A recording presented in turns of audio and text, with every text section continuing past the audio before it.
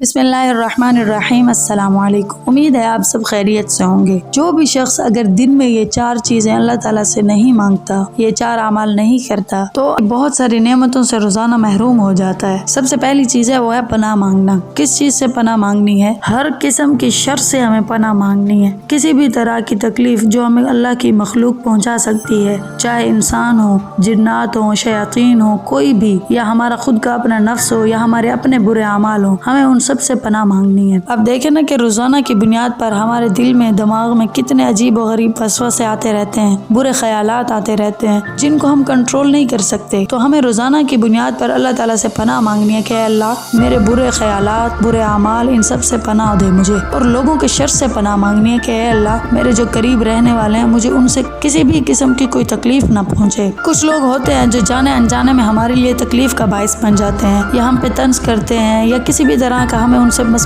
Problem हो जाता है। उनका अंदाज, उनके अल्फाज, कुछ भी, चाहे वो हमारे अपने बहन भाई हो, रिश्तेदार हो, कोई भी हो, तो हमें ये दुआ मांगनी है कि अल्लाह मुझे मखलूक के शर से भी बचा, यानी उन लोगों से किसी भी किस्म की हमें तकलीफ ना हो। तो जो शख्स रोजाना की बुनियाद पर अल्लाह ताला से शयातीन, जिन्नात, मखलूकात, इन सब से पनाह मांग लेगा, वो बहुत सारी अनदेखी तकलीफों से बच जाएगा। किसी भी किस्म की अगर उसे तकलीफ पहुँचनी थी या कोई शर पहुँचाना चाहता था, तो अल्लाह की पनाह में आ गया और बच गया। जैसे दूसरे लोग कभी कभी हमारे लिए तकलीफ का बाइस बन जाते हैं, इसी तरह हो सकता है कि हम भी किसी के लिए तकलीफ का बाइस बने हों, या जाने अनजाने में हमसे कोई ऐसी बात निकल जाए या ऐसा अमल हो जाए जिससे दूसरों को तकलीफ पहुंचे। तो दुआ में दोनों बातें कहनी है कि ऐ अल्लाह मुझे अपनी मखलूक के शर से बचा और मेरे शर से भी दूसरी मखलूक को बचा, ताकि हमसे भी कोई गलती ना हो। जैसे हम दूसरों से बचने के लिए दुआ कर रहे हैं, हो सकता है कोई हमसे बचने के लिए दुआ कर रहा हो, तो खुद ही हम दुआ कर लिया करें कि अल्लाह हमारे किसी बुरे अमल, बुरी बात से दूसरों को महफूज रख, और दूसरों के हर बुरी नीयत, अमल, बात से हमें महफूज रख। उसके लिए एक दुआ,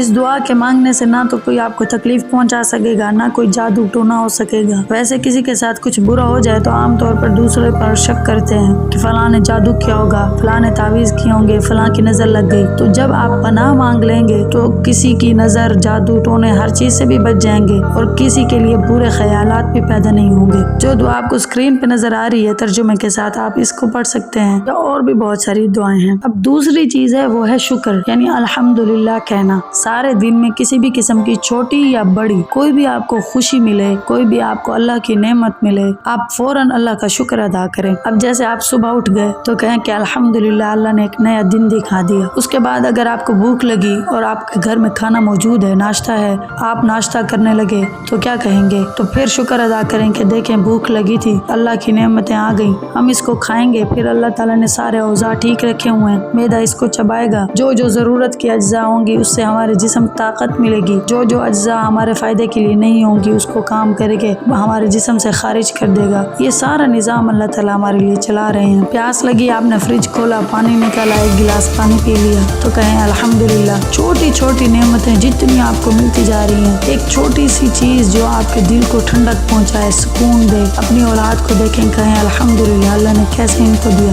अपने वालिदैन को देखें, वालिदा को देखें, कहें अल्हम्दुलिल्लाह कैसे अल्लाह ताला ने इनके दिल में मेरे लिए मोहब्बत डाली है। कोई नेकी की तौफीक मिल गई, नमाज पढ़ ली, कहें अल्हम्दुलिल्लाह अल्लाह ताला ने मुझे इस काबिल समझा के अपने सामने सजदे का मौका दे दिया। किसी मांगने वाले को देखें, कहें अल्हम्दुलिल्लाह अल्लाह ताला ने मुझे अपने हलाल रिस्क से रिस्क दिया। शुक्र के लिए किसी बड़ी खुशी को आपने ढूंढना नहीं है, सारे दिन का मामूल बना लें। अच्छी नींद आ गई, अल्लाह का शुक्र, खाना मिल गया, अल्लाह का शुक्र, पहनने के लिए कपड़े मिल गए, सूरज को निकलता देख लिया, अल्लाह का शुक्र कि अल्लाह ने मुझे इतनी खूबसूरत आंखें दी हैं। हम इंसानों की असल में फितरत ये है कि हम लोगों के पास जो नेमतें हैं ना अल्लाह ताला की दी, हम उन पर ज्यादा गौर व फिक्र नहीं करते, बल्कि हमें ये रोजाना कोशिश होती है कि जो हमारे पास नहीं है हम उसके लिए बस कोशिश भी करते हैं, हसरत भी करते हैं, और वही चाहते हैं। ये भी अच्छी बात है कि इंसान को अल्लाह ताला से और मांगना चाहिए, बल्कि लाजमी मांगना चाहिए। लेकिन जो अल्लाह ताला ने नेमतें दी हुई हैं उसका शुक्र ना करे तो फिर वो बहुत ही नाशुक्र इंसान है। मैं आपको एक वाक़या बताती हूँ कि हारून रशीद बादशाह जो है, एक मरतबा दरबार में बैठे थे, उन्हें प्यास लगी तो उन्होंने पानी का एक गिलास मांगा। साथ ही एक बुजुर्ग बैठे थे, बहलोल रहमतुल्लाह अलैह। जब हारून रशीद पानी पीने लगे तो उन्होंने अर्ज की कि या अमीरुल मोमिनीन, जरा 1 मिनट के लिए रुक जाए, मैं आपसे एक बात पूछना चाहता हूँ। उन्होंने कहा कि पूछिए। वो कहने लगे कि आपको इस वक्त प्यास लग रही है और पानी का गिलास आपके हाथ में है, ये बताएं कि अगर आपको ऐसी ही प्यास लग रही हो और आप किसी सहरा या जंगल में हो, वहाँ पानी ही मौजूद न हो और प्यास की शिद्दत हो, तो 1 गिलास पानी हासिल करने के लिए आप आप क्या करेंगे, कितनी दौलत खर्च करेंगे। हारून रशीद ने जवाब दिया कि अगर शदीद प्यास का आलम है और पानी ना मिलने की सूरत में मुझे मौत आ सकती है तो मैं अपनी जान बचाने के लिए मेरे पास जितनी भी दौलत होगी सब खर्च कर दूंगा ताकि मेरी जान बच जाए। तो हजरत बहलूल ने कहा कि ठीक है, आप बिस्मिल्लाह पढ़कर पानी पी लीजिए। जब बादशाह पानी पी चुका तो हजरत बहलूल ने कहा कि अब मैं एक और सवाल आपसे पूछना चाहता हूँ। बादशाह ने कहा कि क्या सवाल। हजरत बहलूल ने कहा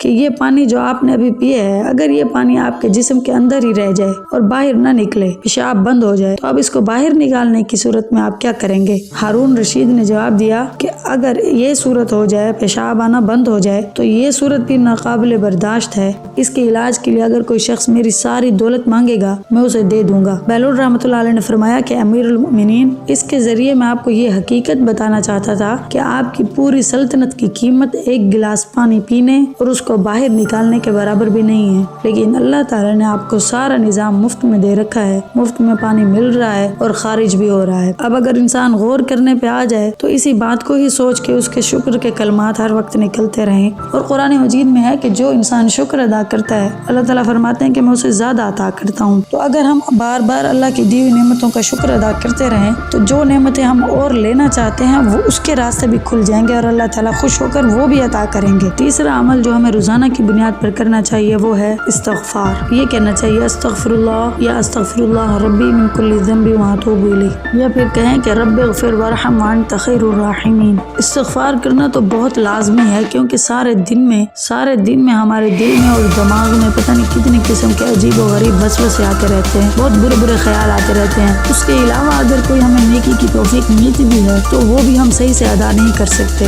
ना हर वक्त हम अल्लाह ताला की इबादत में लगे हुए हैं, अपने दुनियावी काम भी करते हैं और दीनी काम भी करते हैं, लेकिन क्या हम उनको सही तरीके से जैसे अल्लाह ताला का हुक्म है वैसे करते हैं या हमसे कहीं भूल चूक तो नहीं हो रही। तो कई ऐसे अहकामात हैं जिनका हमें नहीं मालूम होता। तो बस इसका बेहतरीन हल ये है कि कोई अच्छा काम करें या बुरा काम करें, हमें हर वक्त इस्तिग़फ़ार करना चाहिए। अबू बकर सिद्दीक़ रज़ियल्लाहु अन्हु फरमाते हैं कि जब भी किसी को नेकी की तौफीक हो या कोई भी अमल करें तो उसके बाद दो काम करें, एक इस्तिग़फ़ार करें, एक शुक्र करें। इस्तिग़फ़ार इसलिए करें जैसे इसको करने का हुक्म था या इसका हक था वो तो हमसे अदा नहीं हो सका तो हमें फौरन इस्तिग़फ़ार करना चाहिए, और शुक्र इसलिए करें कि अल्लाह ने तौफीक तो दे दी, हमने कर लिया। जैसे नमाज को देख लें कि जैसे ही हम नमाज शुरू करते हैं फौरन हमने जो अल्फाज रटे हुए हैं बस वही शुरू हो जाते हैं और आखिर तक, और जबकि दिमाग में कुछ न कुछ ख्यालात चलते रहते हैं, कभी कभी ये भी नहीं याद रहता कि पहली रकत में कौन सी सूरह पढ़ी थी। तो इसीलिए आप सल्लल्लाहु अलैहि वसल्लम हर नमाज के बाद 3 मरतबा इस्तिग़फ़ार करते थे और रोजाना 70 बार से भी ज्यादा इस्तिग़फ़ार करते थे।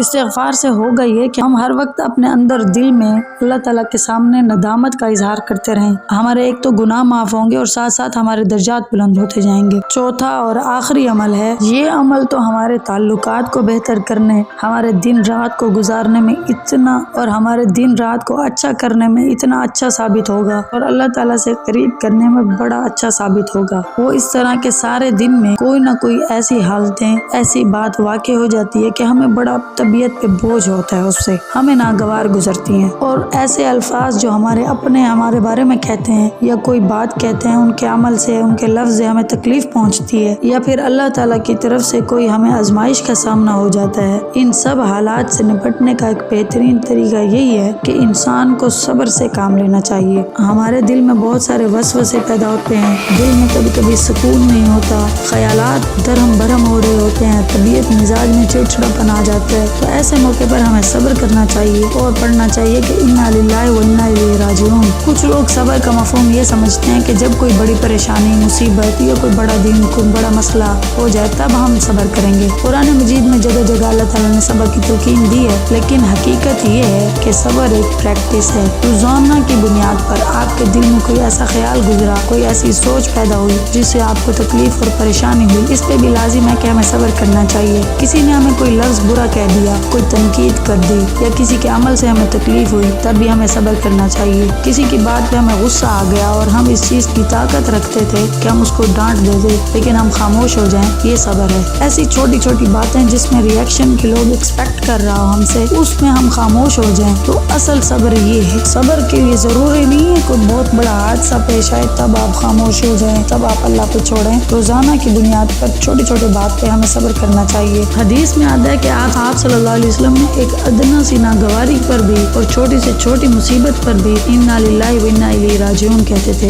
یہاں تک کہ اگر چراغ گل ہو جاتا تب بھی وہ فرماتے تھے کہ انا للہ و انا الیہ راجعون. اس کا مطلب ہے بے شک ہم اللہ کے لیے ہیں اور ہمیں اسی کی طرف لوٹنا ہے. یعنی آپ کو کوئی بات بری لگے تو آپ کہیں کہ بس یہ پریشانی بھی ادنا سی ہے, چلی جائے گی, کیونکہ ہم نے بھی ایک دن اللہ کے پاس چلے جانا ہے. کیونکہ جو لوگ مصیبت کے وقت یہ الفاظ ادا کرتے ہیں ان کے لیے قرآن مجید میں اللہ تعالیٰ نے فرمایا یہی وہ لوگ ہیں جن پر ان کے پروردگار کی طرف سے سلامتیں اور رحمتیں نازل ہوتی ہیں, اور یہی لوگ سیدھی راہ پر ہیں. اگر ہم اللہ تعالیٰ کا ساتھ چاہتے ہیں تو ہمیں صبر کا دامن کبھی نہیں چھوڑنا چاہیے, کیونکہ قرآن مجید میں ہے کہ بے شک اللہ صبر کرنے والوں کے ساتھ ہے. انشاءاللہ ہم سب نے کوشش کرنی ہے کہ ان 4 اعمال کو روزانہ کی پریکٹس بنائیں. اللہ تعالیٰ ہمیں دنیا و آخرت میں کامیاب کرے, آمین.